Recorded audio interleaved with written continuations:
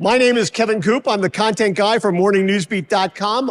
We are thrilled to be with you this morning to have a conversation about empowering the connected workforce. And we want to thank Logile for sponsoring this conversation. Joining me this morning are Tom Henry on the end, who is the Chief Data and Deputy Chief Information Officer with Schnucks Markets, the wonderful city of St. Louis, Missouri. And as a Mets fan, it's hard for me to say anything nice about St. Louis, but you know. And Kim Anderson is the VP of Operations Support, also for Schnucks. So one of the things in the conversations that we had leading up to this morning, we talked about this a lot. And the thing that I kept coming back to that was really interesting to me about this was the notion of how the Connected Workforce Initiative in which you are engaged is doing so much to break down silos. So where I want to start is by asking the two of you, I mean, you work closely together on this initiative, but you actually operate in two very different segments of the company. Segments that might ordinarily be separated by silos in a different organization. So can you talk a little bit about the different experiences and mindset that you brought to this project? Kim, you want to start? Thanks, Kevin. The partnership that Schnucks has between the operators and the IT and data teams, they're a part. You'll hear Tom talk through this. He can speak to operations all the way through because he spent so much time being entrenched in it. And having that partnership is really what allows us to get all this stuff done. Otherwise, I'd be needing the things that I want and need for the business. Tom would be working on data and tech that interests them, and it doesn't pair. But we have that relationship because there are no silos. And you didn't come from retail originally. And I would say it a little differently. Connected workforce isn't breaking down the silos. It's breaking down the silos that's enabled connected workforce. Yeah. Right? So my background, I've been with Schnucks for 5 years. Prior to that, I was in healthcare. So I was a chief data officer for a company called Express Scripts.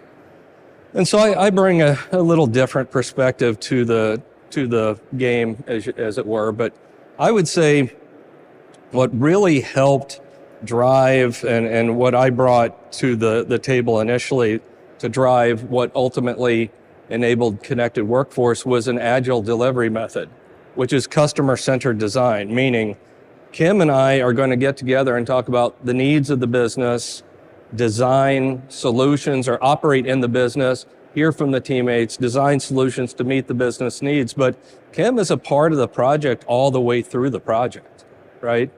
Other things were different approaches to demand forecasting.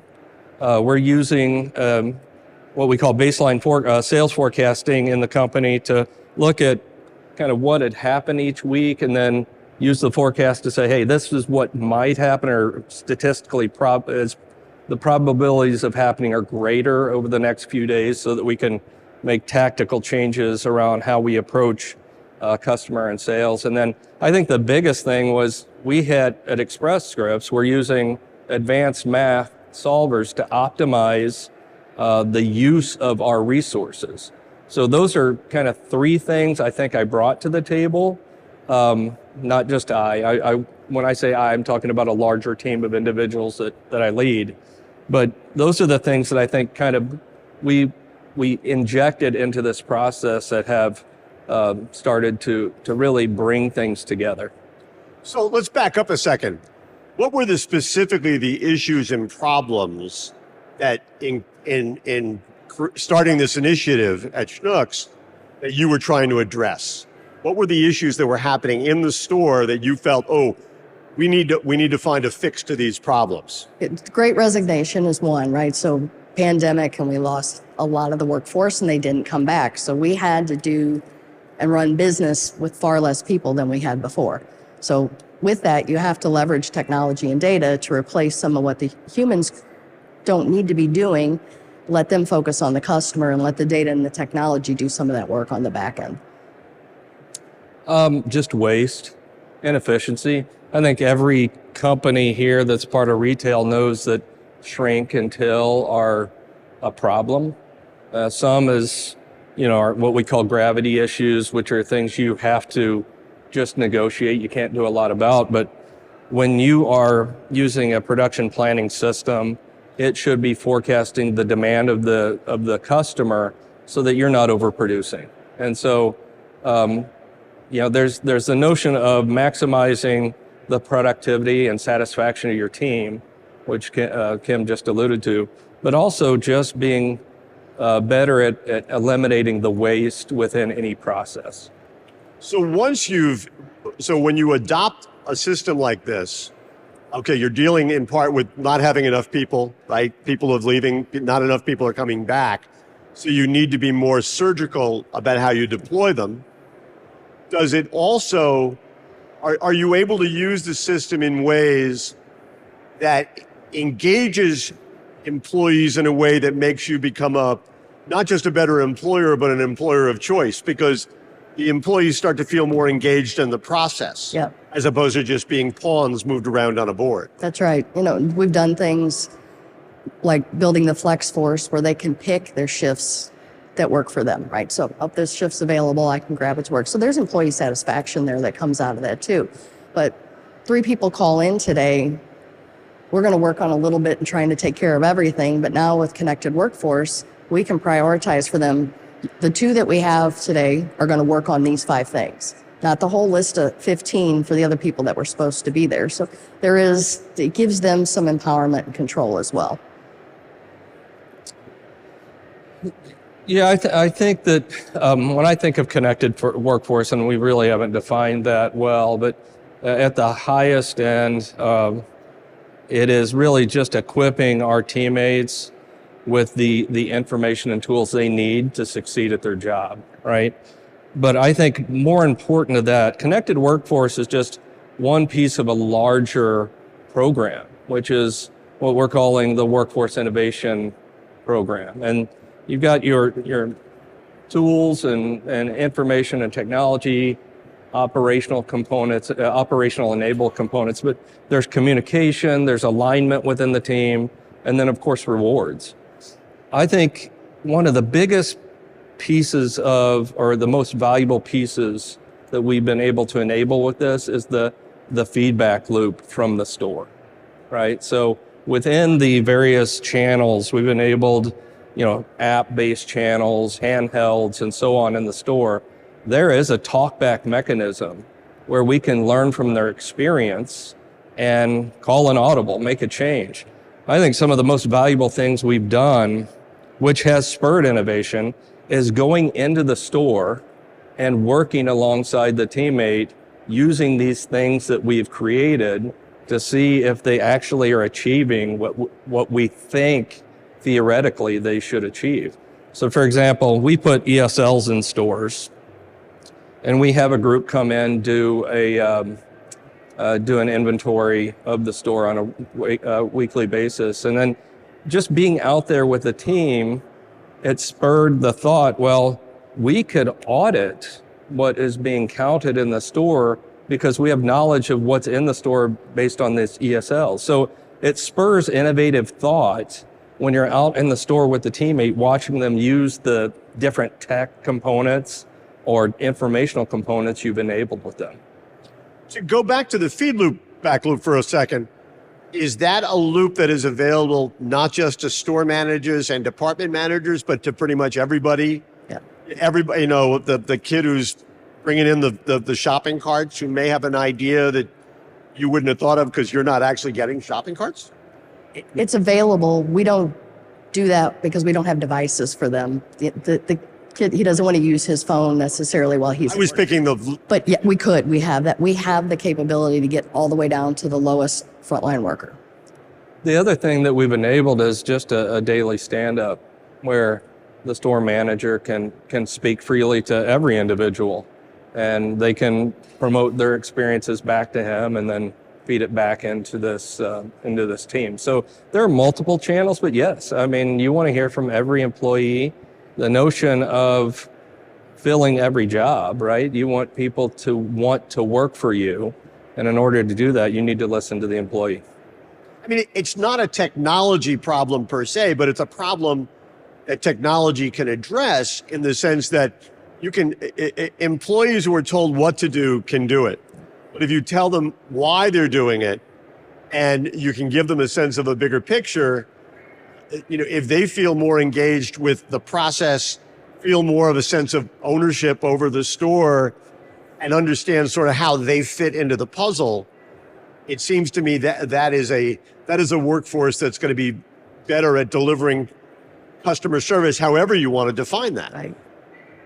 Yep. I mean, I think that that's something I think that there's a disconnect in a lot of stores, understanding the real impact that can have in terms of delivering customer service, whether it's being somebody at the front who's front end, enough people at the front end on any given day, or somebody in the who's stocking, who can answer questions, or whatever it happens to be. And everybody wants to have and be responsible for something. So when you can send them a task, or this is what you're going to do today, and you've teed it up for them and prioritized so they work on the most important things first, they feel, a sense of pride too when they can get that done. When they're trying to do 15 things with 2 people short, they're not going to get anything done well.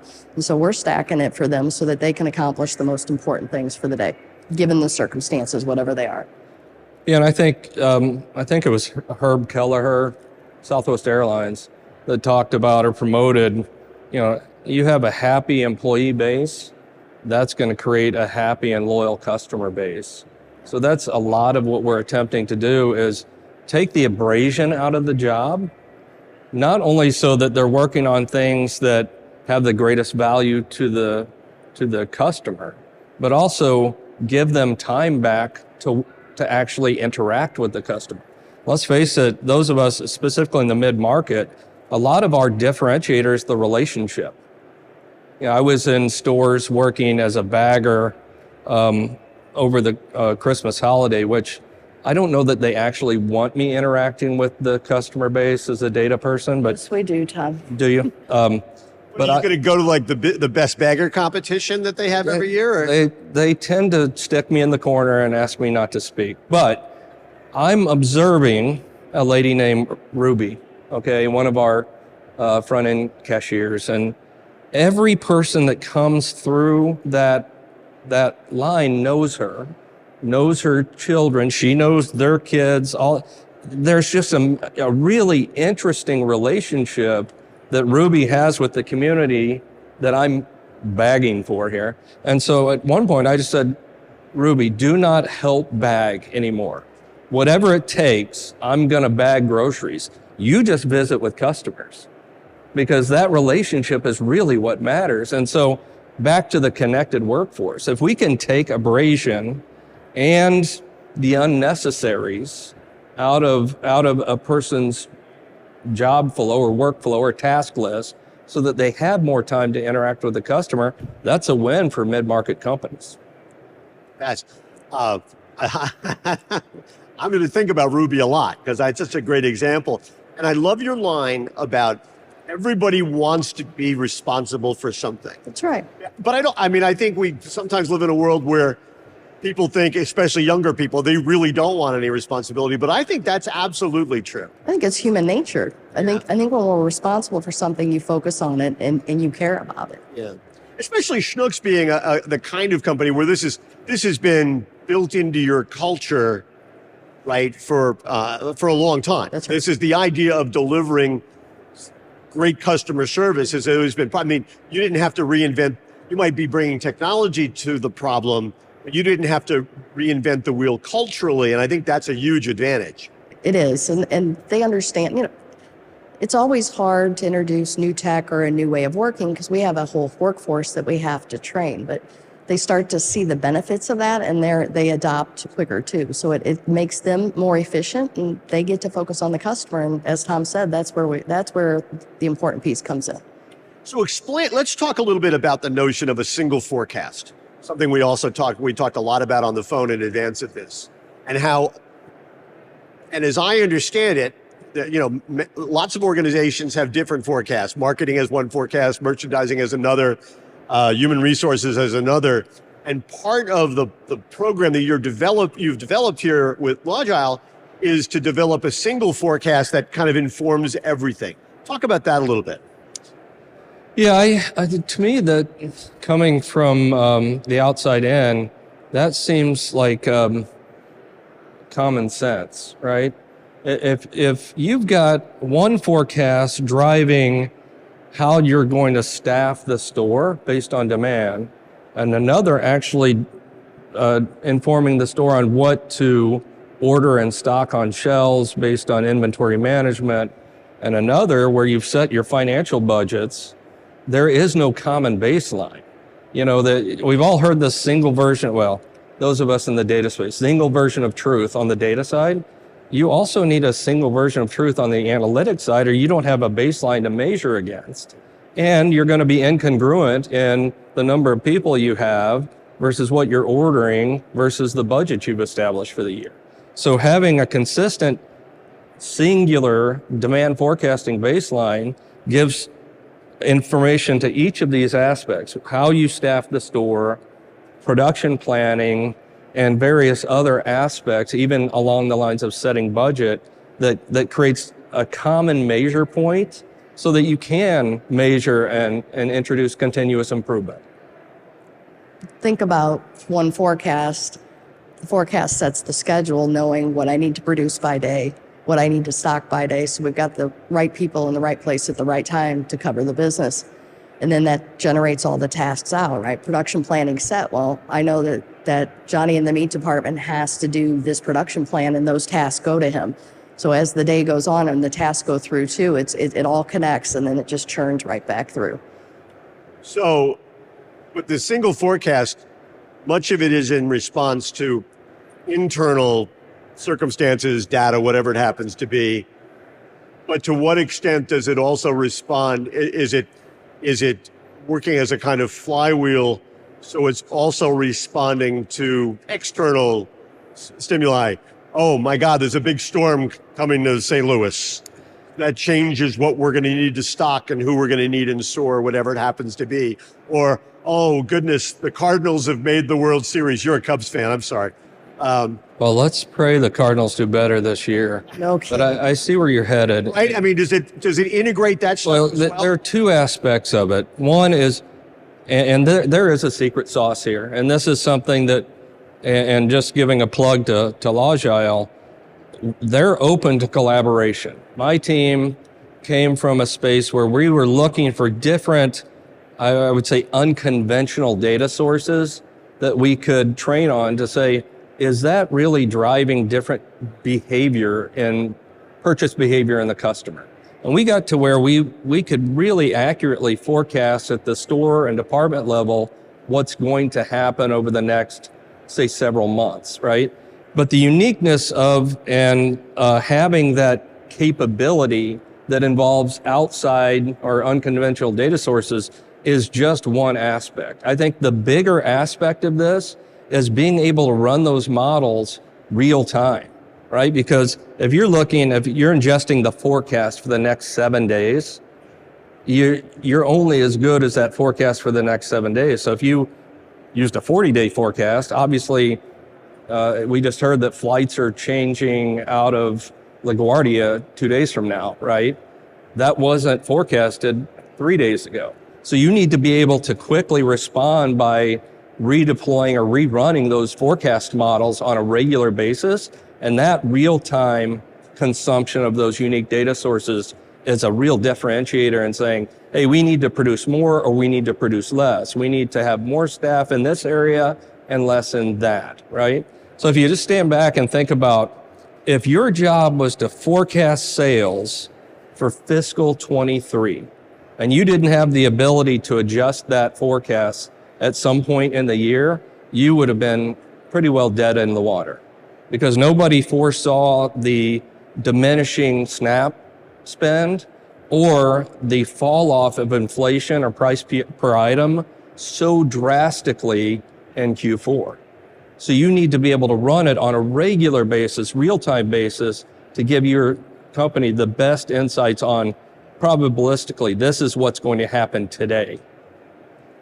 Is there a vendor role in this, in the sense that how would it deal with some of the supply chain issues, for example, that the industry has faced in the last couple of years? they seem to be resolved right now for the most I don't know that they're resolved, but we want them operating off of our demand forecast. And Kim can talk a little bit more about how we make that happen through our Rio technology. But it's the same thing. If we're going to operate off of a single version of truth, we want and we know it's pretty accurate because we measure it regularly. We want our suppliers doing the same thing. And the success of the forecast really has to factor in cannibalization, halo effect, what you promote, and switchability. So if I can't get X items from this CPG company, we think they're going to switch here. That forecast has to be nimble and adjust when we can't get it so that we can put it onto the products that we need, so that from an inventory management perspective. Are vendors in that case able to input information independently, or does it have to go through you? It goes through you. It's fascinating because I think that one of the words that kept coming up in our previous conversation was the word merchant. And a lot of retailers don't use the word merchant anymore. I'm curious, first of all, are there things that you measure at Schnucks that would be unique to you that maybe other retailers might not measure, just because it's part of your culture, it's part of your mindset? The measurement would be our culture. So COMET is our acronym, and the O in COMET is one merchant team. So we are all committed to be merchants as part of our culture. That must be interesting for you, coming out of a healthcare data background.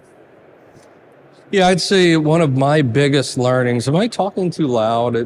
No, it's really hard because Okay. I don't know if you're hearing Yeah, I just feel like I'm yelling at you. You're hearing it. So you're fine? No, I think we would yell if we're not. Okay, so they'd leave. So here's what I think my biggest learning, and the learning for my team has been, is I came from a very science-oriented industry, right? And there is a lot of art to retailer. There's a lot of art to merchandising, right? So I would come in with a very left-brained mindset. Just give me the data, we'll do the analytics, and we'll tell you what's best to do. And I do have an example. So when we came in, and don't throw anything at me, but I didn't really know how powerful the paper ad is in the store. I always thought, why do we still have a paper ad? But it does, it is very useful. And so I thought, let's just digitize all of the past ads and the sales associated with those ads. And we can build a model that says, this is the perfect ad by week, by season. And that, from a science standpoint, that seemed amazing. I was like, we'll probably get an award for this. Well, once we introduced it, we found out that there is so much more to merchandising than just sales and what was in the ad, right? There are supplier relationships. There are different nuances to the day of week that a holiday falls on. All of these things were art within the merchandising arena. So we kind of reverted back because there was a real allergic reaction to what we were attempting to do. They appreciated the insights, but no, we're not going to do that because you'd probably end up with bacon on the front page anyway, every time anyway. So what we did was we kind of reversed field a little bit and said, we're going to do this, but we're going to offer it as information to the merchants. So if they have a deal that they've brokered with some supplier or know of some special event that needs to be present in the ad, and plus there's a whole artistic feel to the ad. Once they have white space, then these are the next best items that can drive sales, foot traffic, margin, and you can select from them. And it's the connection of art and science has been my big aha, because again, I came from a very science-oriented field, and there's a lot more art in this field than I would have guessed. And you met Ruby. And I met Ruby in the art of customer relations, which I'm still working on. So from your perspective, what have you learned? Because he's bringing, you're more involved with the art than the science. So what have you learned from the science perspective? Well, taking the data, when Tom wants to digitize the ads and saying, no, tell us what those items are, and then what are some companion items and where you can get those sales. So being able to leverage the data and then to understand what he's doing when he's putting things like potential cannibalization and halo effect. You don't hear operators probably talk about that too often, but it's important to what we do and how we merchandise the store. So being able to leverage what Tom's team gives us and have it come to life in the store. And it must have, I don't want to go too farther down the rabbit hole, but it must have also affected, you were thinking to yourself, oh, why don't we get rid of the paper ads and go to digital ads at the same time where during the pandemic, everybody was doing that, right? So the notion of everything going digital because nobody wanted to touch paper had a lot of currency, but now you've gone back to try to find a happy medium. Is that what you're trying to do? That's right. Yeah. Because the world's changed again, right? The pandemic was a defining point in everybody, and the world changed, and we evolved with it quickly, and everything's moving so fast now, and it continues to change. Buying patterns have changed with inflation, and now prices are going down, but wallets are smaller, as Tom alluded to, with SNAP, and so we have to be nimble and move quickly with the change too. We can't take too long, or you're going to be lost. And the bottom line, as we start to wrap this up, is customer service, right? Whether it's a forecast that makes sure you have the right people in the right place at the right time, the right product in the right place at the right time, an empowered workforce that can deliver that to the customer. If the bottom line is not the best customer service in your market, then it's all for naught. Fair? Very fair. And there's competitors. There's so many competitors. You can get groceries at Target, and it's not just Walmart anymore. You can get it at Box. You have to offer something that differentiates you. Yeah, I'd say, our corporate why is to nourish people's lives. That's purposefully ambiguous. It isn't just providing groceries or food through the grocery channel. It is providing opportunity to underserved communities and underserved businesses to have a place to sell their product. It is investing in, we're I think the biggest giver to the Operation Food Search in St. Louis. There are a lot of things beyond just the store that we're about, right? But at its core, it is about relationships. And if we can do what we can to create not just a better customer experience, but a better teammate experience, and even a better supplier experience, we're kind of all pulling the rope in the same direction, right? Everybody benefits from the use of these technical assets, the use of the data insights, the use of optimization to say these are the best tasks to do at this point in time for this outcome. All of those things kind of promote just a better experience for each of the parties involved.